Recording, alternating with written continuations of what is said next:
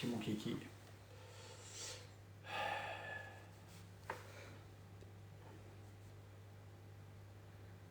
Voilà, ça va prévenir. J'ai mis que c'était des sujets libres, mon père, comme ça. Voilà, question-réponse. Question-réponse. Je vais écrire ça. Toute question, toute réponse. Voilà. Question-réponse.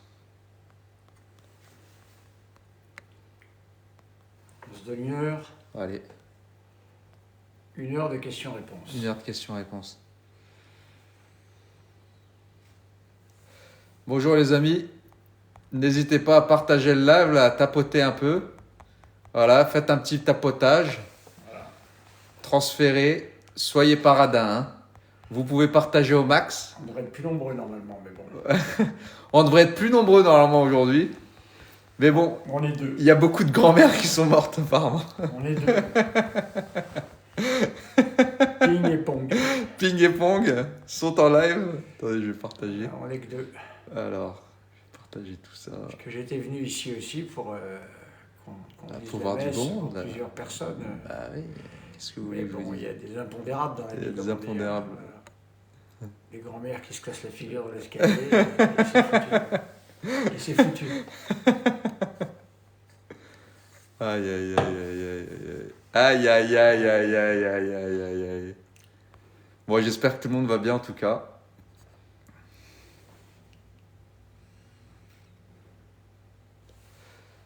Alors, n'hésitez pas à tapoter, à liker et à envoyer, à partager. On va attendre un petit peu que les gens arrivent. Le but du live, hein, on a l'abbé Horowitz avec nous. Donc, voilà, le but du live, c'est vraiment de répondre aux questions. Le prêtre vient de célébrer la messe en VIP chez moi. Donc là, on est chez le Kabyle catholique. J'ai l'honneur de recevoir le père Horowitz. Voilà.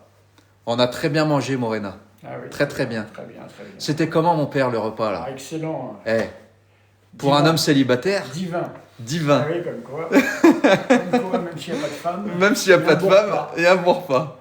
Voilà. Voilà. Excellent, excellent. Alors, mon père, ça commence. Il y a déjà une petite question un peu sournoise, mais qui Déjà, va vous faire marrer. Déjà sournois. Bonjour. Donnez une raison de croire en ce pape. Donner une raison de croire en ce pape. Voilà. Bah, écoutez, déjà, c'est pas croire en ce pape, c'est de croire que le pape est pape, c'est tout ce qu'on vous demande. Pour le reste, eh bien, il faut toujours rappeler la même chose. Hein,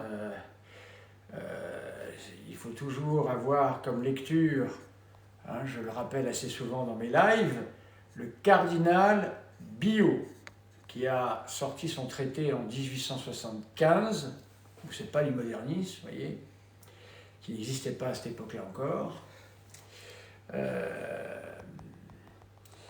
Eh bien, le cardinal Biot rappelle que le pape, en fin de compte, peut errer dans le domaine de la foi et des mœurs, lorsqu'il parle en tant que personne privée, lorsqu'il parle eh bien, en tant que théologien privé aussi, hein, voilà, aussi étonnant que ça puisse paraître. Et lorsque le pape, dans son magistère ordinaire, et c'est là-dessus souvent que les gens se trompent, le magistère ordinaire, c'est l'explication d'un point de dogme, de morale, en utilisant ce qui s'est toujours dit et ce qui a toujours été cru. Dès lors que il y aurait un problème à ce niveau-là, eh bien, on peut considérer 3 choses. Premièrement, le pape parle en théologien privé, ce qui est arrivé de très nombreuses fois. Exact. Deuxièmement, le pape parle en personne privée. Ou troisièmement, eh bien, le pape est fou. Hein. Voilà. Oui, troisième possibilité, effectivement. Voilà, c'est déjà arrivé aussi. C'est tout. Voilà. Donc, ne soyez pas papiste, c'est votre problème principal. Vous êtes papiste, c'est-à-dire que vous attendez plus du pape que ce que l'on donne l'Église. Et ce, pour une raison historique que j'ai déjà expliquée, mais qu'il faut réexpliquer, semble-t-il, c'est que Pie IX, le pape Pie IX, a vécu à une époque où il n'y avait plus de visibilité de l'Église, et la seule visibilité de l'Église, c'était le pape lui-même. Et donc, beaucoup, à ce moment-là, sont tombés dans le papisme. Voilà. C'est tout. C'est pas compliqué. Merci mon père. Donc voilà, hein, c'est l'Église visible a un pape. Et donc le pape est pape par définition à partir du moment qu'il est évêque de Rome. Évêque de Rome. C'est tout. Et qu'il a été ordonné légitimement. Alors maintenant, ne soyez pas non plus des essentialistes, des mécanistes. C'est pas parce qu'un pape est élu qu'il est immédiatement revêtu de l'Esprit Saint et que chacune de ses paroles sera infaillible. Voilà, il faut bien être au clair là-dessus. L'Église, elle est humano-divine. Humano-divine. Voilà. Donc évidemment, hein, il s'en est déjà beaucoup passé dans l'Église, il s'en passera encore beaucoup. Et c'est justement la preuve eh bien, que l'Église catholique est la véritable Église. Ce n'est pas l'Église des purs. Voilà, pas l'Église des purs. Et il peut y avoir eh bien, des papes qui sont plus ou moins bons, plus ou moins mauvais, plus ou moins... Il y a tout dans les papes, mes amis. Exactement. Voilà. Reconnaissez que vous avez eu Benoît XVI, ça ne nous a pas plu. Bah, vous avez François maintenant, bah, ça ne vous plaît pas non plus. Qu'est-ce qu'il faut vous servir? On vous sert un Château Lafite 1963 et vous nous dites, bah non, c'était une année pluvieuse. Servez-nous un 64. Bah, on vous sert un autre vin. Voilà, bon, qui est peut-être un peu moins, classifié que celui-ci, et ça ne vous plaît plus du tout. Il faut être un peu moins difficile à table, mes amis. Voilà. Alors, il y en a un qui me dit, est-ce que le monsieur est un prêtre? Non, non, c'est un vendeur Sephora. Voilà. C'est un vendeur Sephora. C'est ça. Je rappelle qu'il a été écrit que l'habillement du prêtre doit être distinct de celui des laïcs. Voyez-vous, donc j'ai un porte-un-col romain. Savez-vous qui a écrit ça? Je vous le donne en mille. Monseigneur Lefebvre, Ouais. dans son directoire sur la vie du prêtre. Voilà, mes amis. De toute façon, là, mon père, aujourd'hui, vous voyez bien, qu'est-ce que vous observez, vous, dans l'Église aujourd'hui? Comment vous avez vu les choses évoluer entre le début de votre sacerdoce et aujourd'hui? Avez-vous quand même un peu d'espérance par rapport à ce que vous voyez? Qu'est-ce qui vous anime un peu aujourd'hui? Qu'est-ce qui vous donne un peu d'espoir quand même, malgré tout? Déjà, l'espérance est une vertu surnaturelle, déjà. On doit commencer par ça. C'est une vertu surnaturelle, l'espérance. Donc on ne peut pas perdre l'espérance. Parce que notre espérance, elle repose sur Dieu. Voilà. Donc Dieu ne peut pas ni nous trahir, ni nous tromper, bien évidemment. Comment j'ai vu les choses évoluer dans l'Église? Écoutez, moi je suis rentré au séminaire dans les années 90 à peu près. Nous étions dans une période où ce que j'appelle les bûcherons, c'est-à-dire ceux qui ont cassé l'Église dans les années 60, 70, qui ont vraiment fait n'importe quoi, qui n'avaient pas la foi à mon avis, étaient en très grand nombre. Voilà. Donc on attendait que cette génération passe, en se disant que sans doute la suivante ne retomberait pas dans les mêmes écueils. Alors, il est évident que les choses ont quand même bien changé, hein, tout de même. Nous ne sommes plus dans la même situation que dans ces années-là, et encore moins que dans les années 70, qui étaient épouvantables, ou les années 50, encore pire. Alors écoutez, on voit beaucoup de jeunes prêtres qui ne sont absolument pas conscients de ce qui s'est passé dans l'Église, absolument pas. Il y a une surestimation du rite, c'est-à-dire que pour être catholique, je regardais le pèlerinage de Chartres. Très bien le pèlerinage de Chartres, j'ai rien contre. Hein.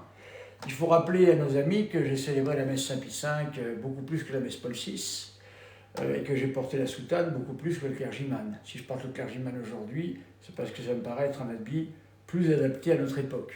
On a le droit encore, Monseigneur Lefebvre le permet. Alors donc permettez-moi de ne pas aller être plus royaliste que le roi, le directoire pour la vie des prêtres aussi. Je vois dans le pèlerinage de Chartres qu'il y a deux conditions pour venir en tant que prêtre. La première, c'est d'être en soutane. Pourquoi pas? Deuxièmement, de dire strictement la messe Saint Pie V. Pas de problème. Il manque un troisième aspect à tout ça. Lequel? Avoir une bonne doctrine catholique. Car moi, je connais bien des prêtres qui sont en soutane et qui disent la messe Saint Pie V et qui sont d'épouvantables modernistes. Je ne donnerai pas de nom ici, mais des noms, j'en ai plein la tête. Donc, la soutane ne préserve pas du modernisme, ni du libéralisme, ni la messe Saint Pie V. Voilà, tout simplement.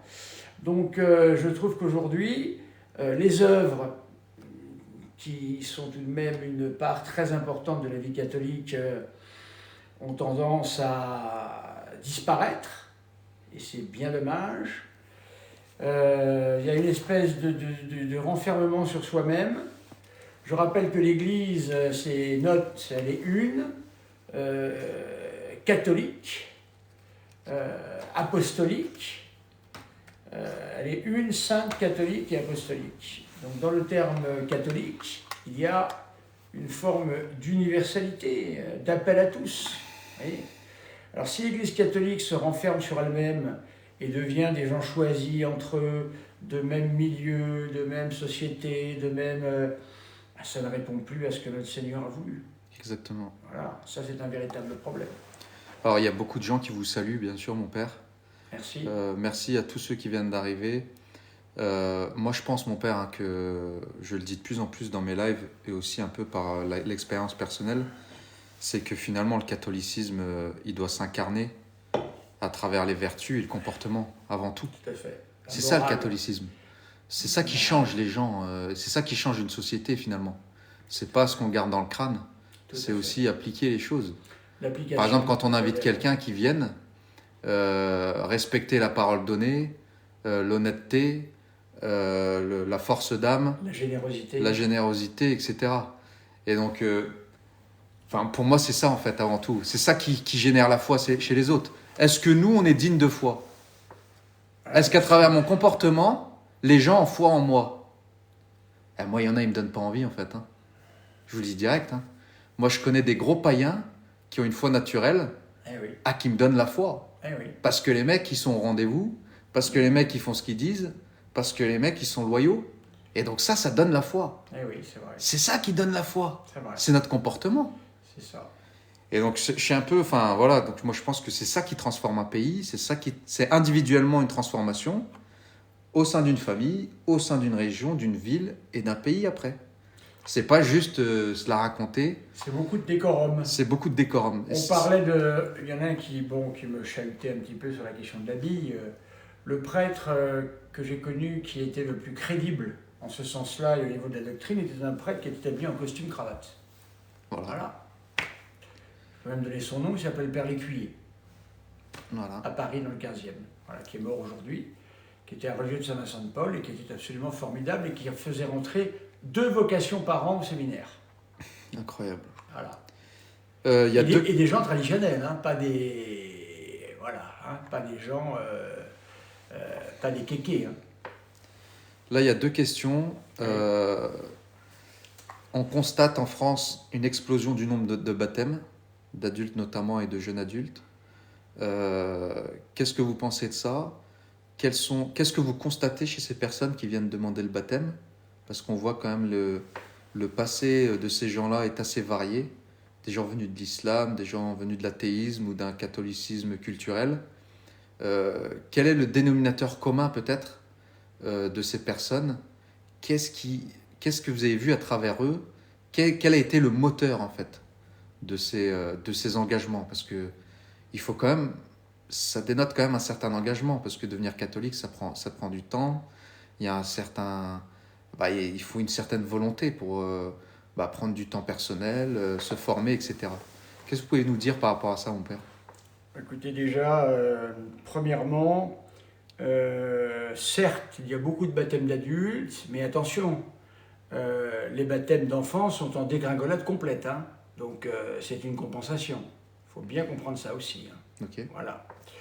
Je crois que c'est des chiffres, vraiment des chiffres très importants qui aujourd'hui sont tombés bien bas. Ceux qui demandent le baptême aujourd'hui, ben écoutez, il y a de tout hein, déjà chez ceux qui demandent le baptême aujourd'hui. Il y a des gens qui n'iront pas forcément à la pratique religieuse à la suite de leur baptême d'adulte. Voilà.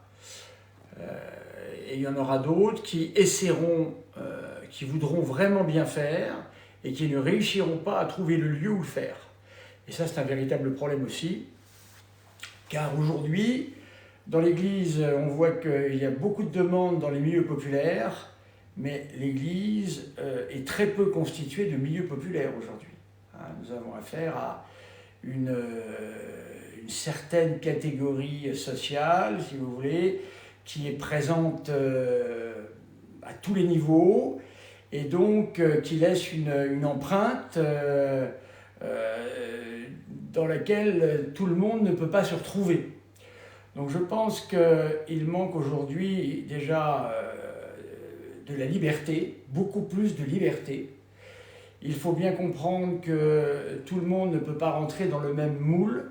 Voilà, Benoît XVI l'avait compris avec le biformisme par exemple. Le fait de pouvoir célébrer les deux messes me semble un critère très important. Je connais quelqu'un, un ami prêtre sur le diocèse de Paris, qui a fait d'une église complètement vide un véritable lieu de culte permanent et d'activité, parce qu'il y règne une grande liberté et une grande diversité. Voilà, c'est ça qui est important. Donc je pense que cette diversité permet justement à tous ceux qui veulent rencontrer le Christ à travers effectivement des personnes qui vont lui donner une image dans la réalité en quelque sorte, eh bien pouvoir exister. Moi j'ai l'impression qu'aujourd'hui c'est silence dans les rangs. Tout le monde doit se ressembler, tout le monde doit être pareil, tout le monde doit parler pareil, tout le monde doit avoir les mêmes attentes. C'est pas ça l'Église. L'Église, comme le disait Gustave Thibon, j'aime beaucoup cette formule, l'Église est une mangeoire dans laquelle il doit y avoir à manger pour tous les museaux. Voilà. C'est exact. Et aujourd'hui, si on n'a pas le museau correspondant exactement à la mangeoire, on ne peut pas manger. Ça, c'est terrible. Voilà. Merci, mon père. Autre question. 2 questions. Alors, il y a une question un petit peu personnelle dans le sens qui demandait votre avis par rapport à l'abbé Raffray, parce qu'il est il y a de plus en plus de personnes qui le connaissent. Première question. La deuxième question, il y a quelqu'un qui posait la question par rapport au conflit israélo-palestinien, le point de vue religieux en tant que catholique par rapport à cela. Et la troisième question, c'est que pensez-vous de l'euthanasie? Voilà. Donc dans l'ordre que vous voulez. D'accord. Écoutez, l'abbé Raffray, moi j'ai rien contre ce brave prêtre qui fait beaucoup de bien apparemment, qui a le gros avantage d'être sur les réseaux sociaux. Donc félicitons-le pour cette initiative, parce que c'est pas toujours très simple d'être sur les réseaux sociaux. Voilà, donc écoutez, j'ai rien à dire de plus que ça. Voilà, c'est un prêtre qui a une bonne doctrine, qui présente bien, voilà. Moi, j'ai pas de problème avec l'abbé Raffray, il est très bien. L'euthanasie, je vais parler de l'euthanasie. Écoutez, l'euthanasie, c'est évidemment, une fois de plus, un échec de l'influence catholique en France, car on se rend compte qu'en fin de compte, notre influence est quasiment nulle. Le mariage pour tous, dit pour tous, homosexuel, ça a été une catastrophe. Tout est passé, avec 1,5 million de personnes dans les rues, qui étaient tous des catholiques. Donc j'ai toujours dit que la méthode n'était absolument pas la bonne. C'est pour ça que je n'ai jamais participé à ce combat, car ce combat se voulait laïque. C'est-à-dire qu'on avait 1,5 million de personnes qui étaient presque tous catholiques, avec interdiction formelle de prier, interdiction formelle d'y venir avec des signes religieux. Voilà. Donc Dieu devait rester à la porte. Voilà. C'était ça la consigne. Alors évidemment, on voit que là, il y a eu un échec. Qui peut dire le contraire? Tant qu'on mettra Dieu dans notre poche, tant qu'on ne pensera pas que sans moi vous ne pouvez rien faire et que seulement avec le bon Dieu on peut agir, bah, évidemment on pourra toujours attendre d'avoir de l'influence, nous n'en aurons pas. C'est ça le gros problème. Si 1,5 million de catholiques avaient sorti leur chapelet en plein Paris en même temps, je peux vous dire que je pense qu'il y aurait eu du bruit, hein. Je pense qu'il y aurait eu du bruit, hein. Mais non, voilà, on ne peut pas. Donc ça veut dire que autour de nous, eh bien, nous avons des gens qui, pour des raisons variées, ne veulent pas que le catholicisme puisse réussir. Voilà. Il faut croire que c'est ça. L'euthanasie maintenant arrive comme force de mort. La prochaine étape, c'est la GPA, c'est déjà dans les tuyaux. L'euthanasie, eh bien écoutez mes chers amis, c'est une mauvaise réponse à une bonne question, comme d'habitude. C'est une bonne question. Des gens qui souffrent de leur maladie, qui souffrent de l'âge. Moi je visite beaucoup de personnes âgées, beaucoup de malades, donc je vois un peu comment les choses se passent. Il est évident qu'avec un système de santé qui s'effondre, hein, c'est le cas à l'heure actuelle, je ne vois pas comment est-ce qu'on va pouvoir, déjà qu'on n'arrive pas à assurer le minimum, on va pouvoir assurer le suivi des personnes qui sont en grande difficulté. Je vais vous donner un exemple. Je visite des personnes âgées. Eh bien, le lundi, vous allez voir une personne âgée qui a envie de mourir et qui demande pourquoi je suis encore là. Et la semaine suivante, vous la visitez, elle est heureuse. Qu'est-ce qui s'est passé? Elle a une visite de sa famille, voyez-vous. Hein? Là, nous ferions bien de nous questionner un peu sur la manière dont nous traitons nos personnes âgées en France. Si vous parlez avec des Africains, mais c'est inenvisageable la manière dont nous traitons nos personnes âgées. C'est même pas possible une seule seconde.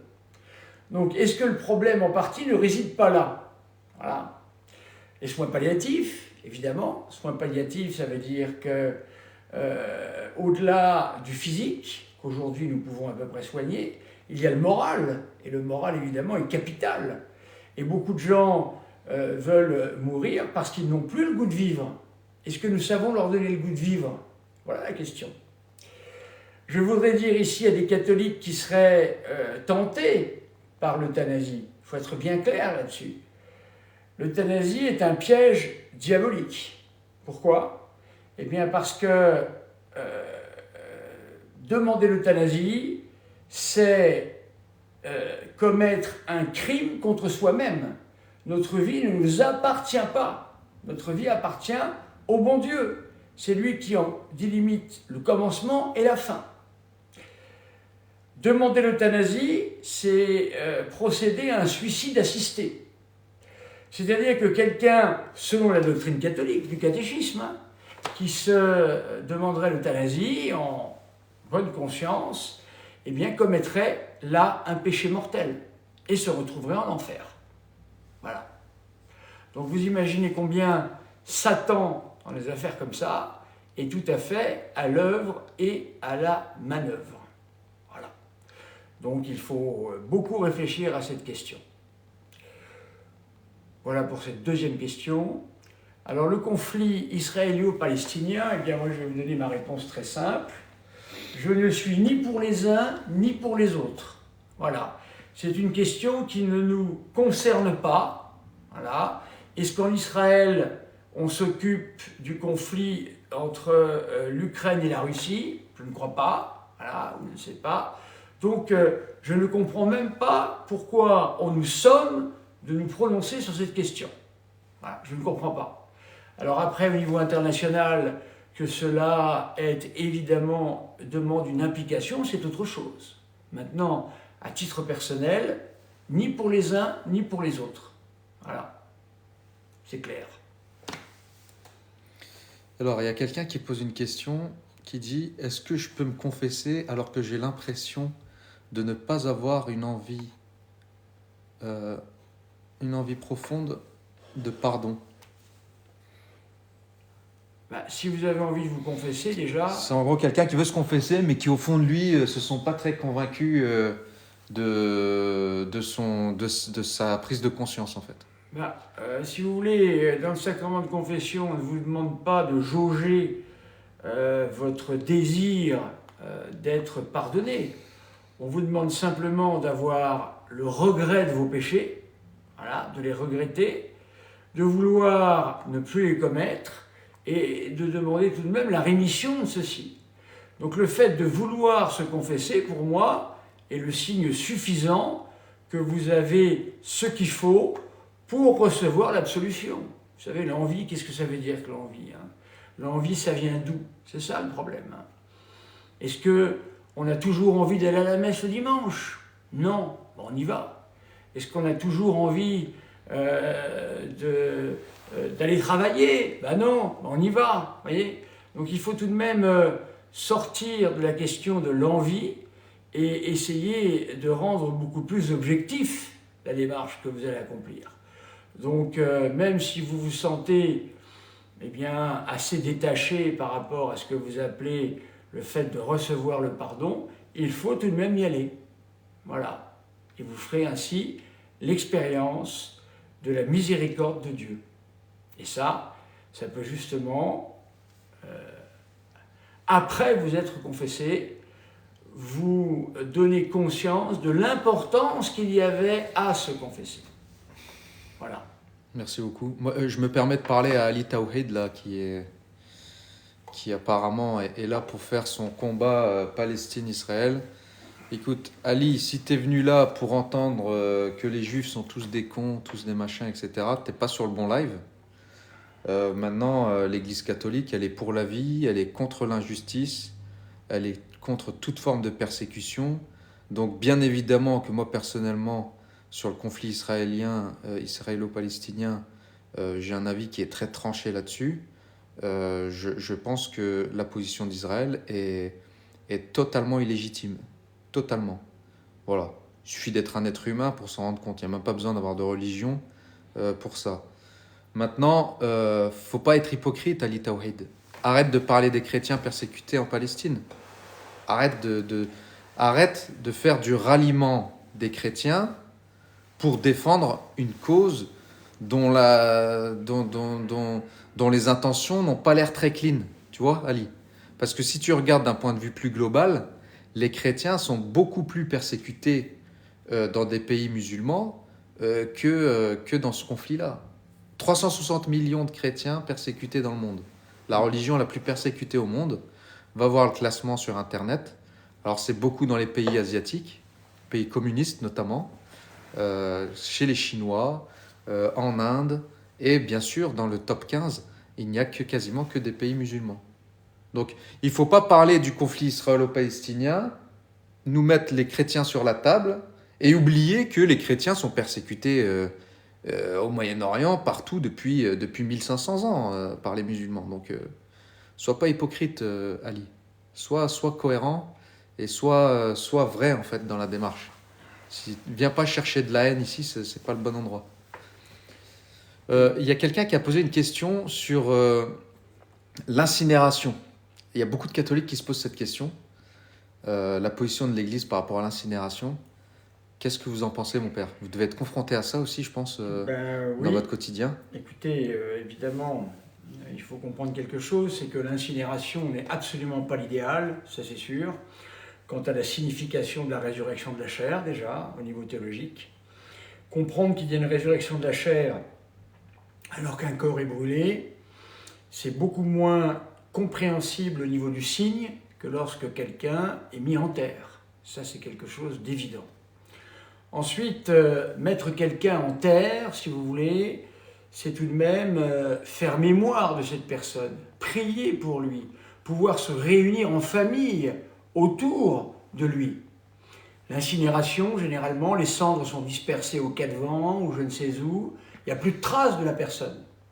Donc bien évidemment que l'incinération est un moyen de partir de ce monde beaucoup moins favorable en tant que catholique au fait d'être mis en terre, bien sûr.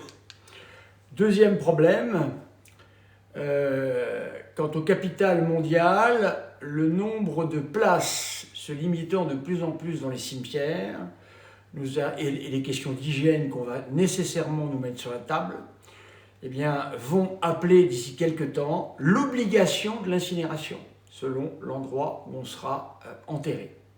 Et là, évidemment, le choix se restreindra encore plus. Donc, voilà ce que je peux répondre. Alors mon père, j'ai un ami là qui vient souvent, c'est Mathieu Le Chat. On a eu des débats assez houleux. Et en fait, on n'est pas du tout d'accord. Et moi, je suis sûr que ma position est la bonne, mais on va essayer de le rassurer. Alors, c'est de l'ordre des relations intimes, mon père. C'est dans un couple marié. Il dit, est-ce que les relations intimes doivent être faites que pour donner la vie? Alors... Et là, ouais, je lui ai dit, mon coco, tu peux y aller. Mais il faut pas couper la fin première, c'est tout. Mais je vous laisse répondre, mon père, parce que... Alors, il existe 3 fins au mariage. Les fins sont ordonnées première, deuxième, troisième, contrairement à ce que disent certains, parce que au moment de la rédaction du Concile Vatican II, les fins ont donné une impression de ne plus être hiérarchisées. Or, la formulation employée était une formulation quant à la grammaire qui impliquait une hiérarchie des fins. Voilà. La première des fins, c'est l'enfant, c'est la procréation, c'est l'ouverture à la vie.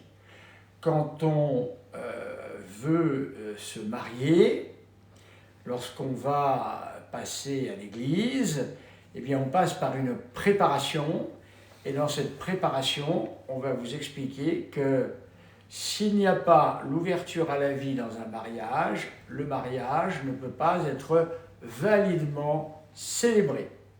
Le mariage, avant toute autre chose, c'est fonder un lieu protecteur pour les enfants. C'est la première des choses. La fin numéro 2, c'est l'amour conjugal entre l'époux et l'épouse. Et la fin troisième, qui est beaucoup plus importante pour des catholiques très pratiquants, c'est la signification de l'union de l'Église et du Christ. Voilà, mais c'est une fin beaucoup plus mystique. Alors, voilà en fin de compte ce qui est demandé. Ce qui est demandé, c'est de ne pas négliger l'ouverture à la vie. Maintenant, cette ouverture à la vie qui est demandée, elle doit être, et elle peut être planifiée, elle peut être gérée, mais ceci par des méthodes naturelles. C'est-à-dire, par exemple, une méthode qui marche très bien, la méthode dite Billings, qui permet, moi je connais des couples où ça marche extrêmement bien, qui permet de savoir les périodes de fertilité de la femme, les périodes d'infertilité, et en fin de compte, grâce à ce jeu-là, savoir quand est-ce qu'on peut avoir des relations conjugales fertiles, et quand est-ce qu'on pourra avoir des relations conjugales moins fertiles, en sachant que ça ne marche jamais à 100%. Et c'est pour ça d'ailleurs que c'est des choses qui sont tout à fait utilisables. Voilà. Donc c'est une juste et bonne gestion de la vie. Il ne faut pas caricaturer du tout ce que demande le catholicisme. Par contre, une famille qui n'aurait qu'un seul enfant alors qu'elle pourrait en avoir 2 ou peut-être 3, et qui utilise ces méthodes-là pour se fermer complètement à la vie, à ce moment-là, elle tomberait dans un péché. Non pas le question péché, de conscience, en fait. Non pas le péché de la contraception chimique, c'est-à-dire la pilule, qui en plus aujourd'hui, la pilule est nécessairement, elle n'est pas contraceptive, la pilule, elle est abortive. Donc c'est un avortement. Toutes les pilules sont abortives aujourd'hui. Ce n'est pas non plus la méthode du dit coitus interruptus, voilà, parce que cette méthode-là est une méthode qui casse la finalité de l'acte conjugal. Préservatif, c'est pareil. Voilà, tous ces moyens-là, chimiques, plus ou moins, etc., sont des méthodes qui ne sont pas naturelles. La méthode Billings, c'est naturel. Donc c'est une question de conscience, effectivement, vous avez tout à fait raison. C'est-à-dire, il faut savoir à la fois quand votre épouse est fertile ou non. Ensuite, discuter ensemble du projet que vous avez dans votre couple. Voilà, combien voulez-vous avoir d'enfants? Quelle place donnez-vous à la vie? Selon vos revenus, selon vos possibilités, selon tout ça. Il y a plein de questions qui rentrent en ligne de compte dans une affaire pareille. Voilà. Mais on demande tout de même une certaine générosité, voilà, quant à l'ouverture sur la vie. Imaginons par exemple des gens, et là c'est un drame, qui ne peuvent pas avoir d'enfants et qui sont mariés. Eh bien à ce moment-là, vous voyez, si on dit qu'on ne peut avoir de relations intimes que pour avoir des enfants, ça veut dire que ces gens-là ne peuvent plus avoir de relations intimes. Eh bien si, ils peuvent, bien sûr qu'ils le peuvent. Parce qu'à ce moment-là, c'est la deuxième fin qui deviendrait la première, c'est-à-dire le bien des époux. L'avantage de toutes ces méthodes, Billings par exemple, ces méthodes naturelles par rapport à la méthode chimique, c'est le respect de sa femme. Voilà. Parce que vous êtes obligé de tenir compte de la manière dont votre femme fonctionne. Voilà. Qui n'est pas du tout la même manière que les hommes. Donc c'est bien à tous les niveaux. Je pense qu'avec toutes ces méthodes chimiques, etc., nécessairement, vous allez faire de l'autre un objet sexuel. Voilà. C'est comme ça que ça finit, généralement. Ouais, j'avais entendu une fois un live qui disait... non, c'était pas un live, c'était une émission qui disait la sexualité est une pulsion de vie. Lorsqu'on enlève la vie, il ne reste plus que la pulsion. Et la pulsion, c'est de la violence. Et quelque part, je trouve ça assez vrai parce que tout ce qui la contraception, elle a servi à tuer la première faim pour ne faire de la sexualité que le plaisir. Mais là, je connais bien Mathieu par rapport à sa question, c'est il en est arrivé à un point où dis-moi Mathieu si je me trompe, mais où il se disait que limite, il pensait que la sexualité, il fallait avoir de la sexualité avec sa femme uniquement pour ça. Mais c'est pas vrai ça. Non. Alors, je voudrais quand même dire une chose avec laquelle je ne suis pas d'accord, c'est que la sexualité, la pulsion est une invention freudienne qui n'existe pas chez l'homme. Seuls les animaux ont une pulsion. Nous n'avons pas de pulsion.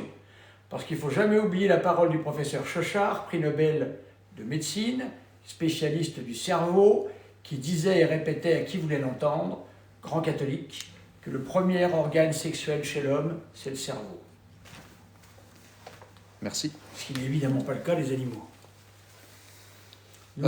C'est pas le printemps qui ah bah pousse. Sinon on sauterait sur tout ce qui bouge. Voilà. Il y a une autre question. Un couple qui se forme, un couple de catholiques qui sont fiancés, qui ont l'intention de se marier, comment doivent-ils se comporter? Quelles sont les limites liées à leur relation? Voilà. Qu'est-ce que vous recommandez à vos jeunes mariés, enfin à vos jeunes fiancés en préparation? Déjà, je pense que la première des choses que je leur recommanderais, c'est une période courte de fiançailles, mais par contre avec une grande exigence durant cette période de fiançailles. Je pense pour ma part que quelques mois de fiançailles, 5, 4, 5, sont préférables à une année, voire plus que ça, de fiançailles très difficilement tenables. Voilà. Donc je pense que quelques mois de fiançailles vont permettre véritablement de vivre de vraies fiançailles. Les vraies fiançailles, c'est-à-dire, il faut se rappeler d'un temps où on appelait ça être chaperonné. Les plus anciens ont peut-être connu ça.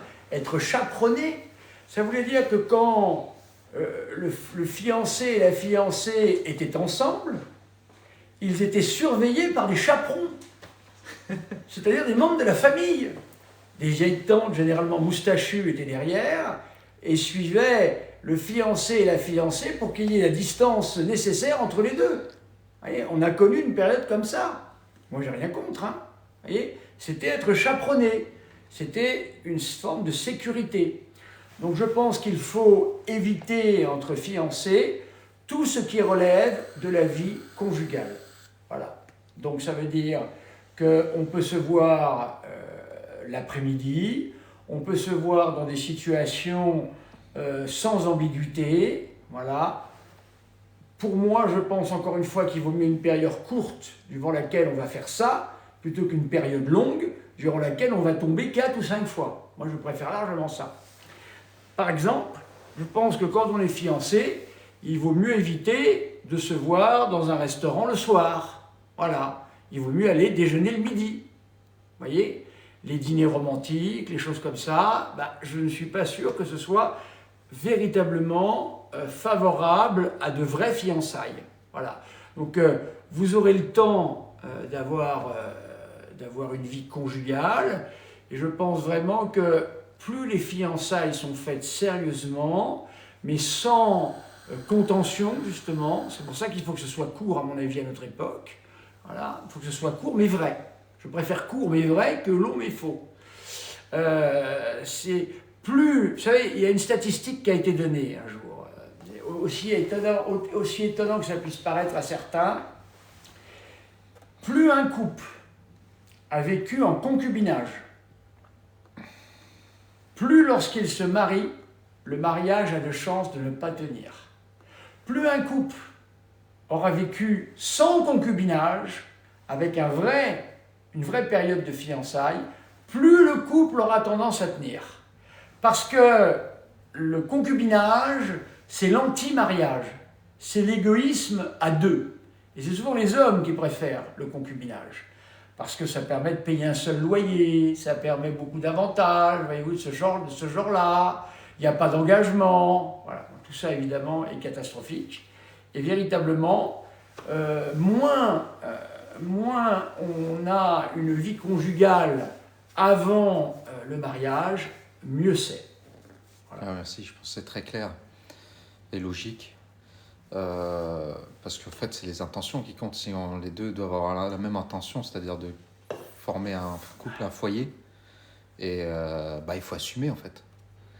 Et qu'est-ce que vous diriez par rapport au fait...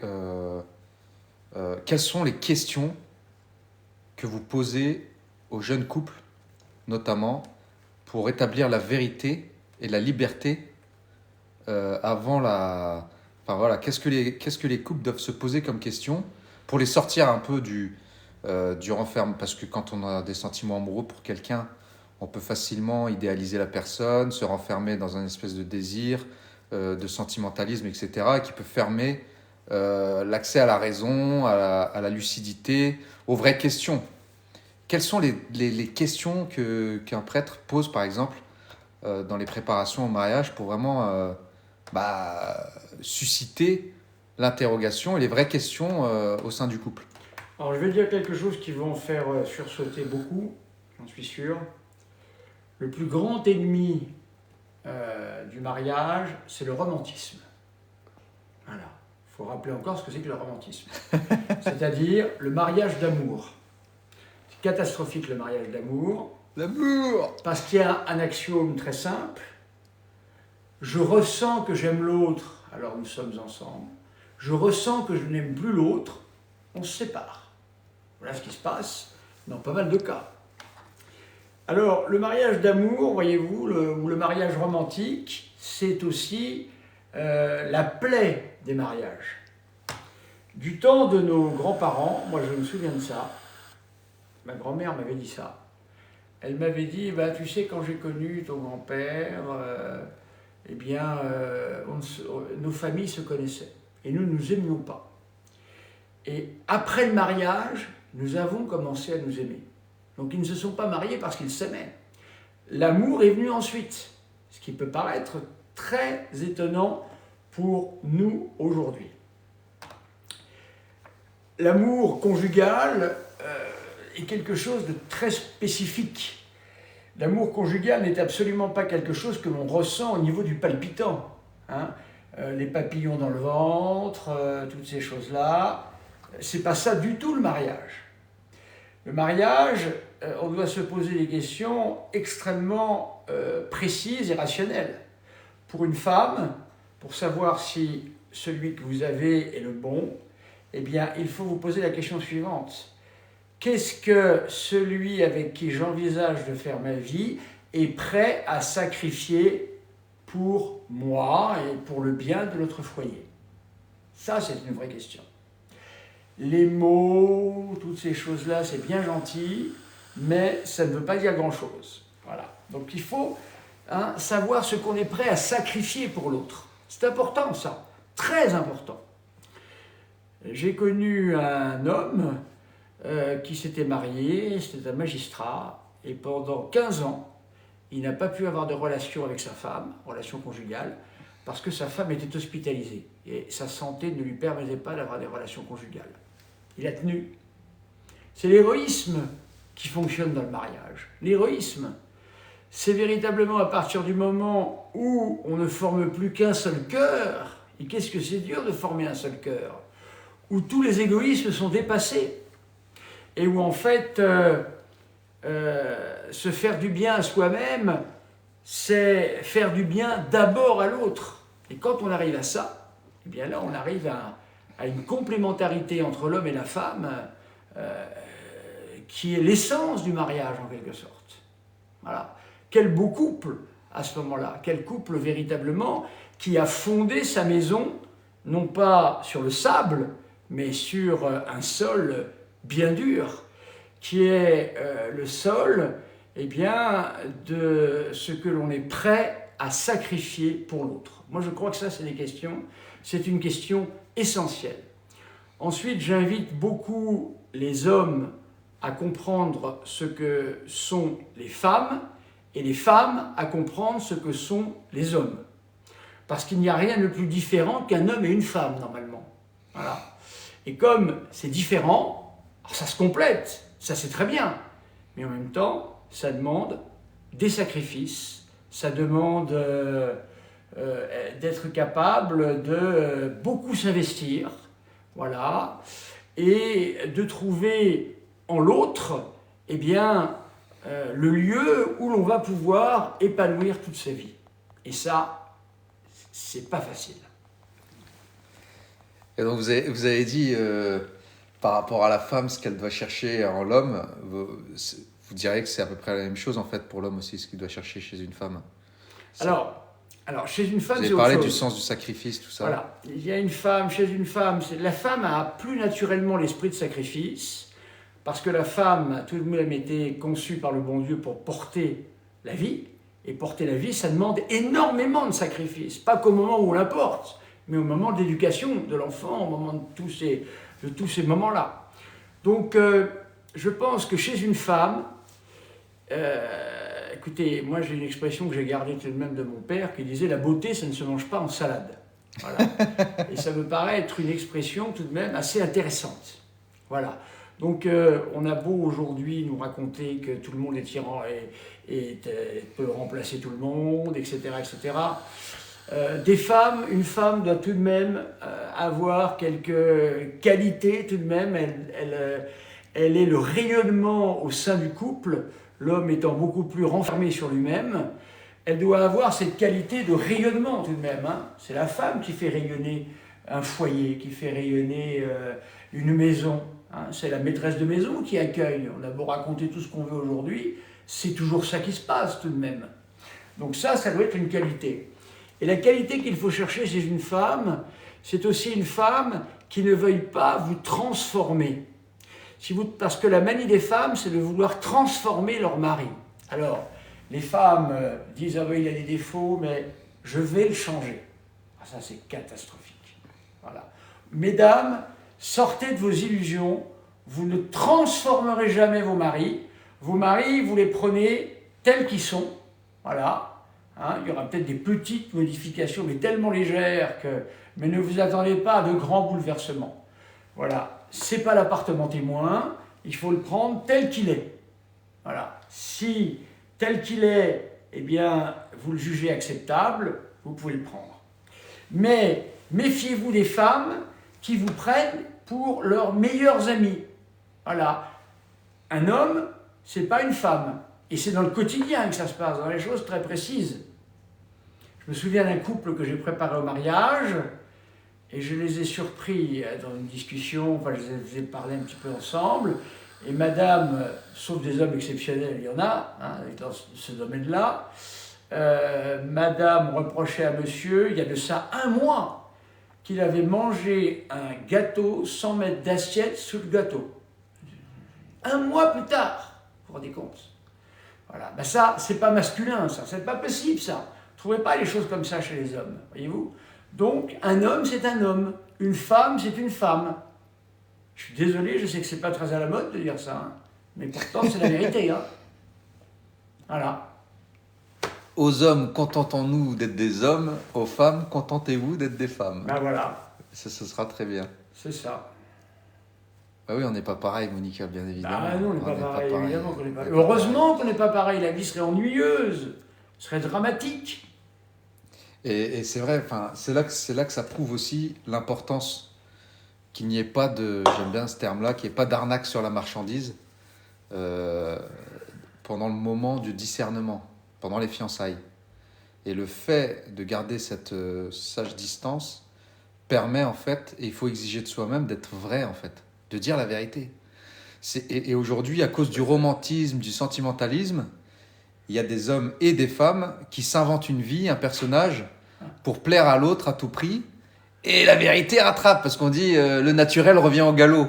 Soyez naturel dès le départ, en fait. C'est Hein. ça, c'est ça. Si vous avez l'habitude de mettre les pieds sur la table, bah, mettez les pieds sur la table.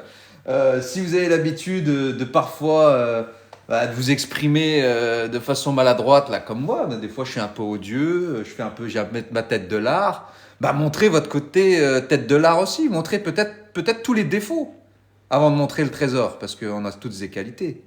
Moi j'aime bien ça, ce côté, je montre d'abord la crasse, le trésor c'est Inch'Allah. Et j'invite Pas de aussi. surprise. Pas de surprise, il n'y a pas d'arnaque sur la marchandise. T'as tout vu, normalement c'est bon. Voilà, il n'y aura pas pire que ça. Vive la vérité, hein, mon père. Hein. Ben oui, oui, oui. Avant, il y avait il y avait une petite formule que les anciens avaient, c'est messieurs, regardez votre belle-mère, ça sera votre femme dans 30 ans, quoi. Hein. Voilà. Et inversement, ça marche aussi. Mesdames, regardez vos maris, ce sera votre mari dans 30 ans. Regardez les pères de votre mari, ça sera votre mari dans 30 ans. Comment, mon père Beaucoup de réalisme, surtout. Moi, personnellement, c'est des questions que je me pose assez régulièrement. Comment peut-on juger, sans avoir vécu avec la personne, de sa loyauté? Quels sont les indices qui vous permettent, vous, parce qu'on juge les gens pour les fréquenter, quels sont les indices qu'il est bon de regarder chez un homme ou une femme lorsque l'on cherche à connaître quelqu'un pour savoir si vraiment voilà, elle est digne de confiance? La première chose, c'est le réalisme. Hein. Avoir un très grand réalisme. Hein. Ça, c'est très important, ne pas idéaliser l'autre. Vous voyez, c'est pour ça que l'amour, au sens le plus fort du terme et le plus romantique, vient tout perturber. Parce qu'en fait, l'amour rend l'autre meilleur qu'il n'est, rend l'autre plus beau qu'il n'est, au sens moral du terme, pas forcément qu'au sens physique. Donc ça perturbe beaucoup le jugement. Les conseils également d'amis sûrs que l'on peut avoir, qui peuvent nous dire bah, tu le connais, qu'est-ce que tu en penses, etc. Je pense que les conseils peuvent beaucoup aider. Et vérifiez très vite, encore une fois, ce que l'homme que vous allez épouser est prêt à sacrifier de sa vie personnelle pour vous. Au lieu d'aller au match le foot le samedi, est-ce qu'il est prêt, un très bon test, à aller vous aider à faire les courses dans une galerie marchande au lieu d'aller au foot, par exemple? Vous voyez, ça c'est une chose extrêmement facile à vérifier. Esprit de sacrifice.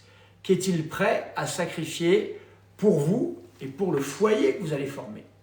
Ça, c'est très important. Moi, personnellement, je regarde dans différentes situations le rapport aux parents, le respect des parents, Ah oui, c'est important, la ça. qualité des amitiés, capacité à faire ce qu'elle dit, et pas le À contraire, tenir les promesses. à tenir les promesses. Et ça, c'est de la loyauté, en fait, parce que quelqu'un de loyal envers lui-même, il peut être logiquement loyal en tout, en fait. Quand on s'engage, on s'engage. C'est ça. Alors ça, c'était un débat qu'on a eu assez longtemps, où moi, j'avais eu un avis très tranché là-dessus. Je ne vais pas vous le donner, mais j'aimerais bien avoir le vôtre.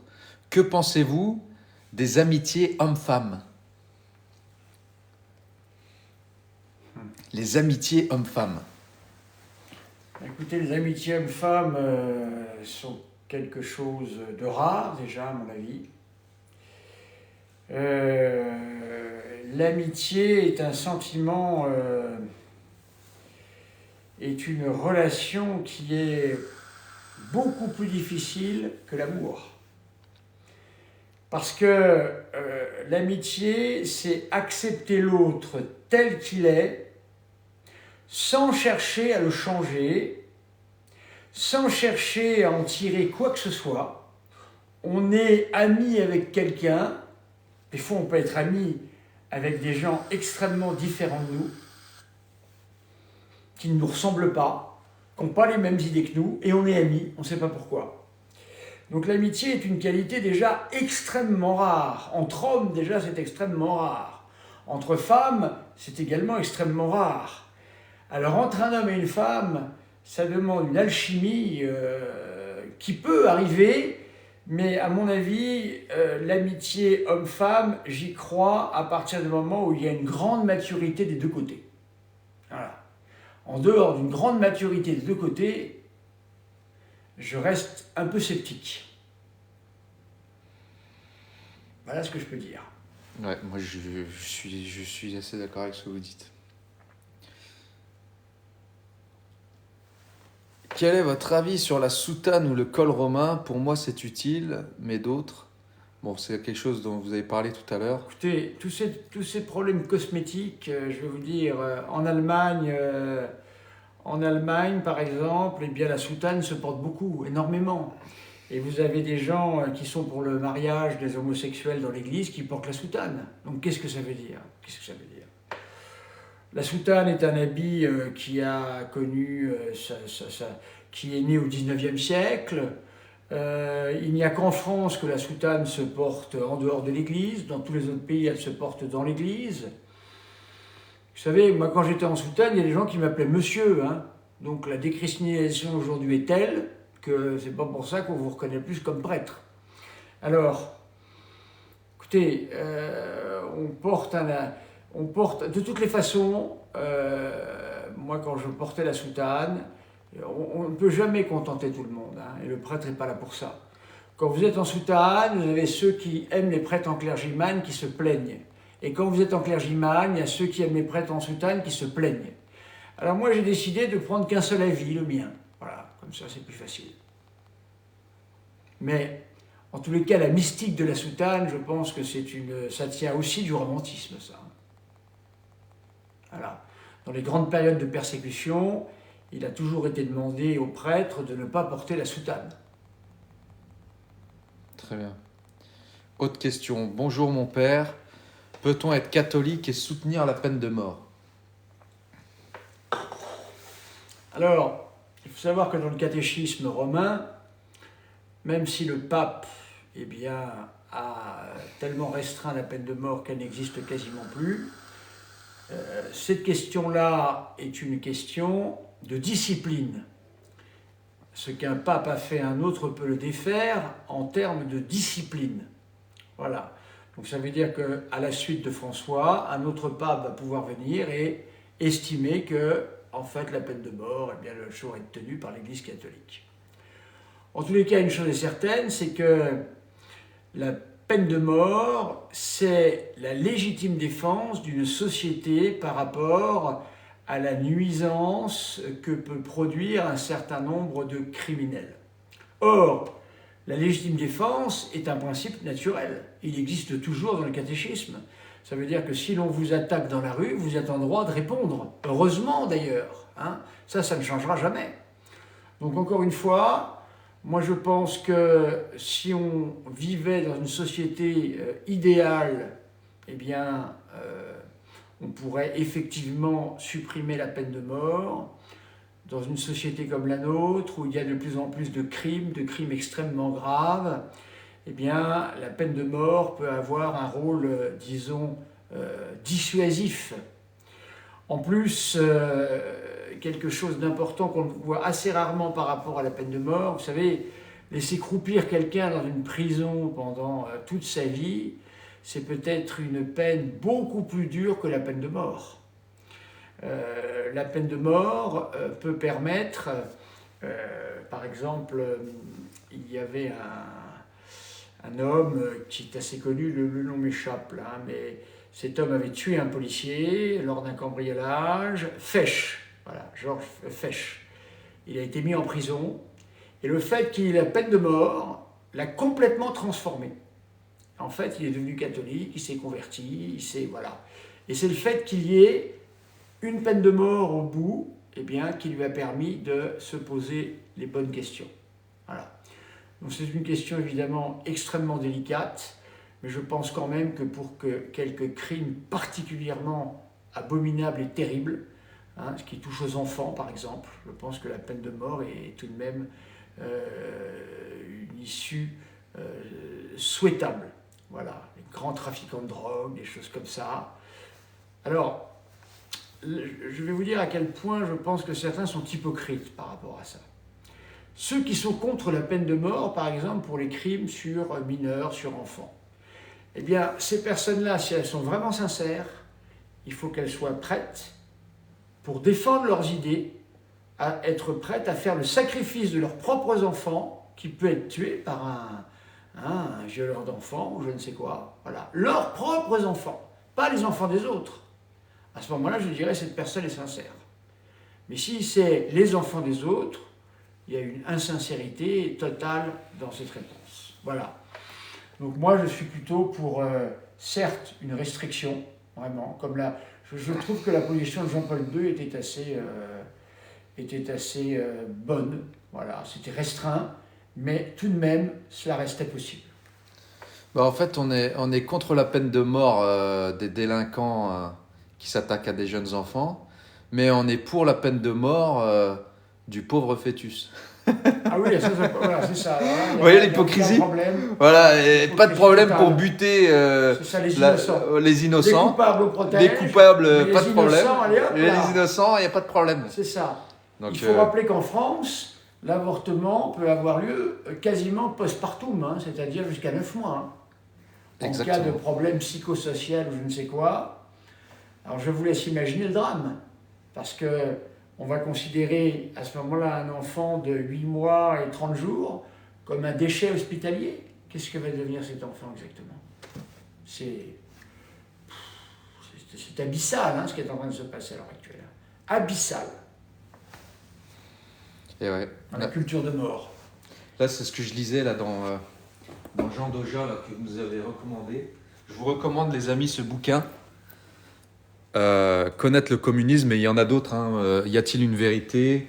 Il y a celui-là aussi, La face interne de l'histoire, qui est très très intéressant, de Jean Doja également. Et ce que j'ai retenu dans... naturelle aussi, ouais. Très intéressant. Et ce que j'ai retenu, c'est que entre le monde d'avant, c'est-à-dire le monde traditionnel, naturel, les sociétés naturelles traditionnelles, et à son apogée, les sociétés chrétiennes, pour elles, ces sociétés-là, un oui est un oui, un non est un non, un mal est un mal, et un bien est un bien. Est-ce que le modernisme, le communisme n'est qu'un fruit logique de l'humanisme et du modernisme ? Eh bien, le oui n'est plus forcément un oui, le non n'est plus forcément un non, le mal n'est plus forcément un mal, et le bien n'est pas forcément un bien. Et c'est pour ça qu'aujourd'hui, pourquoi par exemple par rapport à l'avortement, l'Église catholique va être ferme en disant « il est mal de supprimer la vie innocente ». C'est un mal. Et il n'y a pas de négociation là-dessus. Aujourd'hui, dans une société moderniste, complètement déséquilibrée à cause de cela, parce qu'il n'y a plus de repères fermes entre le bien et le mal, et le vrai et le faux, etc., eh bien, on dira oui, mais, dans le cas de ceci, dans le cas de cela. Non, mais un mal est un mal. Supprimer la vie innocente est un mal. Il n'y a pas de débat, en fait. Et c'est même un interdit. C'est le décalogue. Oui. Quatrième commandement. Oui, tu ne tueras pas la vie innocente.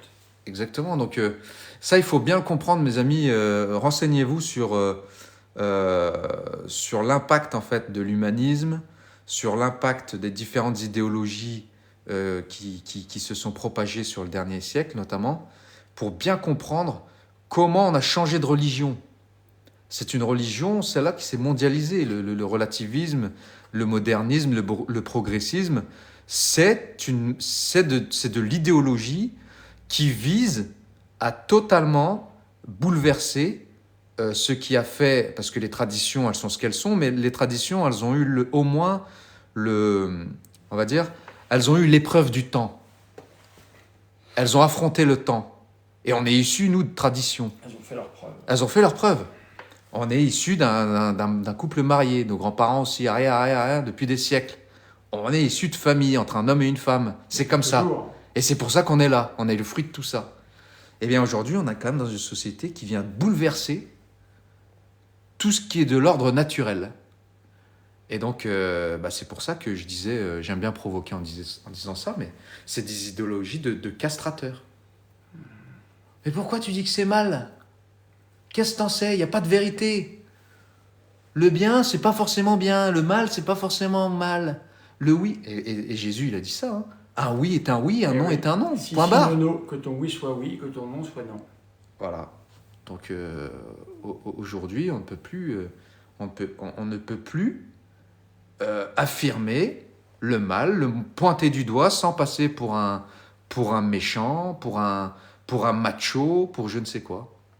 Et donc ça, prendre conscience de ça, je pense que c'est très très libérateur. Parce que du coup, on se désintoxique de cette castration mentale. Voilà. Alors, bien évidemment, si vous avez bien des questions, n'hésitez pas. Oui, exactement, Abdallah. L'Occident s'est rebellé contre l'Église. Pas à cause de l'histoire, Abdallah. C'est pas à cause de l'histoire. Ce serait un raccourci énorme. Non. L'Occident s'est rebellé contre l'Église parce qu'il y a un moment donné, l'humanisme aidant, le protestantisme aidant, la révolution aidant, tout cela a aidé un certain nombre de lobbies, un certain nombre de bourgeois à vouloir faire leur volonté, à vouloir prendre le pouvoir sur terre.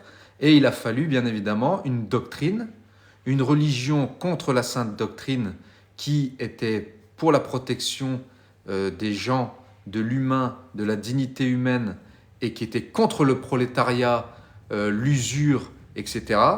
Eh bien, il a fallu détruire cette religion naturelle, finalement, parce que la doctrine catholique est tout à fait naturelle, elle est inattaquable d'un point de vue moral. Alors sinon, je demande à ceux qui arrivent à l'attaquer de m'apporter des arguments. Ça fait 4 ans que j'en demande, il n'y en a pas eu. Et bien en fait, il a fallu détruire tout cela afin que les hommes puissent s'accaparer les esprits pour les prolétariser.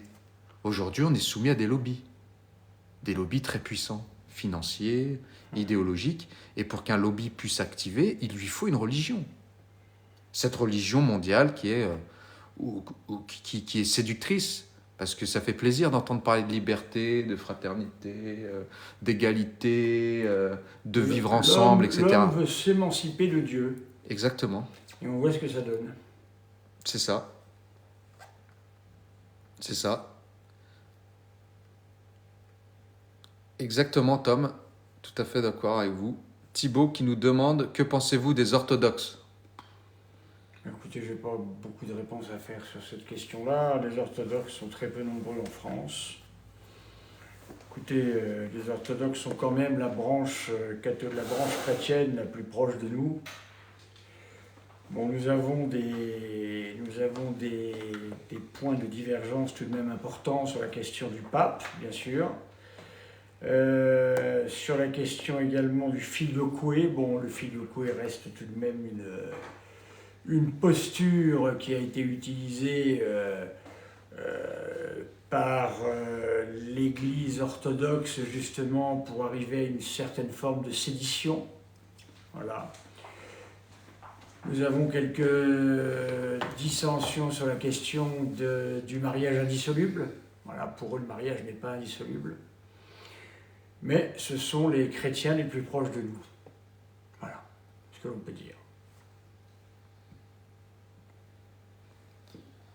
Oh, il y en a encore qui nous... Qui nous ça parle encore de pédophilie. C'est à cause de la parce que vous savez, mon père, qu'est-ce qu'on nous a appris à l'école?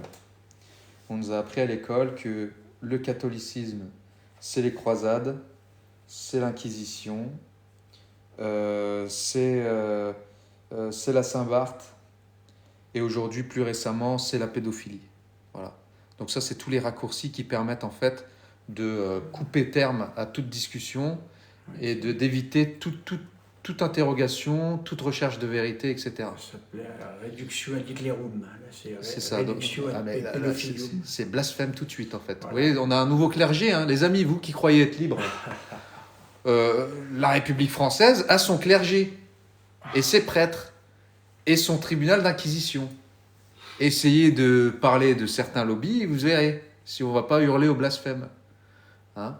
Et donc, il y a des cartouches que l'institution utilise. Pédophilie! Pédophilie! Écoutez, voilà. Si vous voulez être tout à fait, non pas hypocrite par rapport à tout ça, vous faites des recherches sur pédophilie et sport. Vous allez voir ce que ça va donner, c'est absolument hallucinant. Est-ce que vous continuez malgré tout à mettre vos enfants dans les clubs de sport? Voilà la question que je vous pose. Si vous me dites non, fini le sport, à ce moment-là, je vous dis vous êtes crédible. Mais ça m'étonnerait que vous arrêtiez de les mettre dans les clubs de sport, croyez-moi. À l'école, les médecins, la famille. 80% des cas de pédophilie, on est dans la famille. Alors, les familles recomposées. Alors, peut-être qu'il faudrait s'interroger autrement. Enfin, tout ça, c'est de la grande hypocrisie, de toutes les façons. L'Église a pris les choses à bras-le-corps. Il y a très peu de prêtres pédophiles en pourcentage, c'est très peu de choses. C'est 2,5%. 2,5%. L'Église a proposé d'essayer de réparer tous ces crimes que certains personnels de l'Église ont commis, parce que, attention, ce n'est pas l'Église, hein, c'est le personnel de l'Église, et ce ne sont pas des prêtres, ce sont des pédophiles qui sont passés au travers des mailles du filet et qui ont été ordonnés prêtres. Ce ne sont pas des prêtres qui sont devenus pédophiles, c'est l'inverse, n'oubliez jamais ça. Ce qui m'écœure le plus, c'est qu'on essentialise du coup l'Église catholique aujourd'hui à cause de tapage médiatique notamment. Il y a aussi une réalité, hein, faut pas se voiler la face. Mais quand on dit 2,5%, je ne parle pas de ma poche. Hein. Je parle c'est vérifiable. des vérifications que j'ai pu faire, documentées. 2,5% de prêtres, c'est 2,5% de trop, bien évidemment. Mais ça veut dire quoi? Ça veut dire qu'il y a 97,5% de prêtres non pédophiles. On en fait quoi de ces 97,5? Et voilà. On les fout tous à la poubelle, on leur placarde le dos avec cette réputation à la con. Est-ce qu'on oublie aussi les œuvres de l'Église? Parce que c'est ça qui nous intéresse aussi. Aujourd'hui, les œuvres à travers le monde. Bien sûr, mais ça, ils ne le voient pas. Mais moi, je veux revenir à cette question. Si vous n'êtes pas les hypocrites, ceux qui posent cette question ou ceux qui font semblant de voir ça, si vos enfants sont dans un club de sport, étant donné les gros pourcentages d'enfants qui ont été abusés dans le monde sportif, j'espère que quand vous voyez le professeur de sport de votre enfant, vous le traitez de pédophile immédiatement. J'espère. Sinon, je pense que vous êtes un peu des hypocrites. Non? Je suis d'accord avec ça. Voilà. Est-ce que parce que vous allez apprendre que dans le monde médical, il y a eu, là aussi, de la pédophilie, vous allez arrêter de fréquenter les médecins? Grosse hypocrisie comme d'habitude. Moi, je pense que nos élites ont tout intérêt à casser l'Église parce que c'est la seule doctrine au monde, la seule religion au monde qui est capable d'affronter le monde et la mettre face à sa réalité. Et donc, il suffit de se renseigner sur la doctrine catholique. C'est la seule religion que j'ai quand même un petit peu étudiée, qui, d'un point de vue doctrinal, moral notamment, est une religion qui n'est pas faite pour la volonté de l'homme, mais pour la volonté de Dieu, pour le bien de l'homme. Parce que je veux dire, un mariage sans divorce toute la vie, je veux dire, ça n'existe nulle part ailleurs.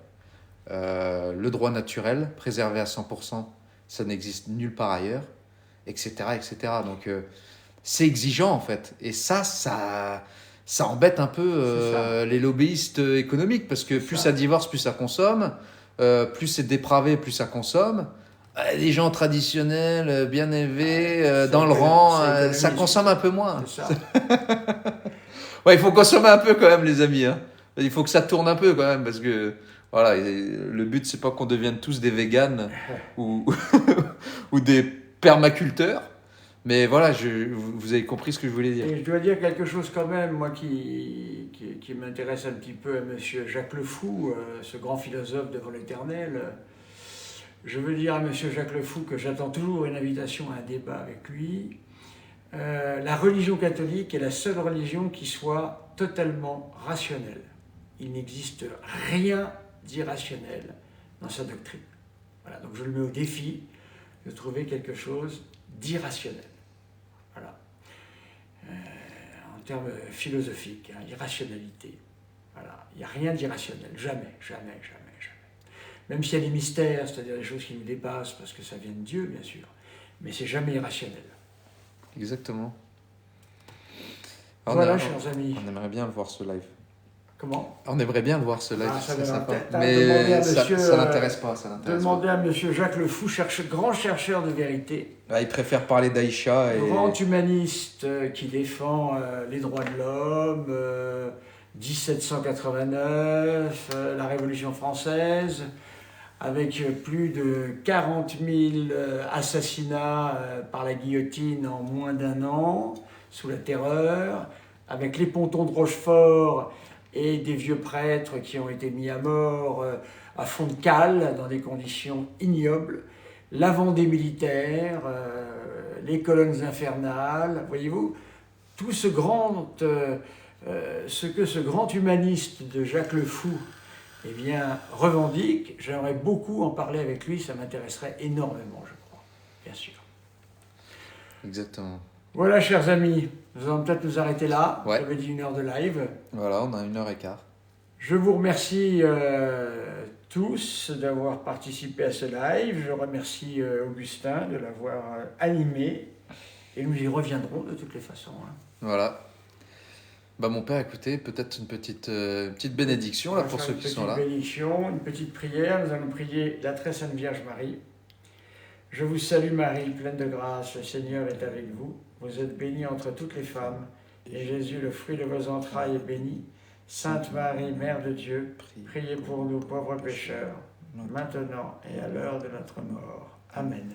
Le Seigneur soit avec vous, et avec votre esprit. Et que Dieu Tout-Puissant vous bénisse, Père, Fils et Saint-Esprit. Amen.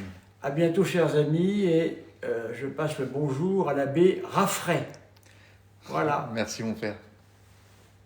Au revoir.